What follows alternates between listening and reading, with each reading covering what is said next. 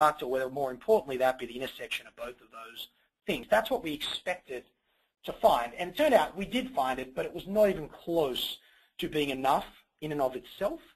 And it was part of a much bigger set of observations.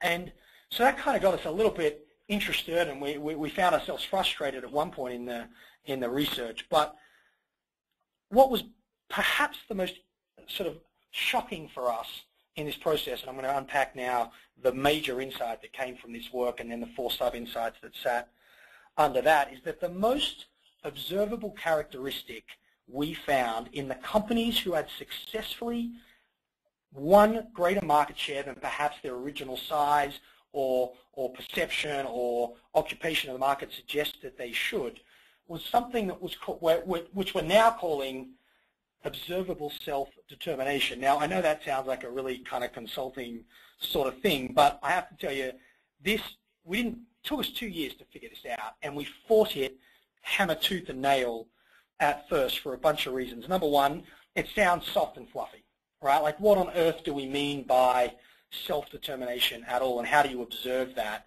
inside an organization? And more important for a webinar like this, how do you actually do self-determination in terms of practice and strategy and tactics? And I promise you will get an answer to that on this call. But the second reason it took us 2 years to figure out and was pretty frustrating was that the companies themselves who had managed to become the obvious choice in their category, become the obvious choice, either B2B or B2C, weren't even able to identify truly how they'd gotten to that position. And when you question them around things like what practices do you engage in, what were the key decisions you made, what strategies do you think elevated you above and beyond the competition, how is it that you're getting some business that's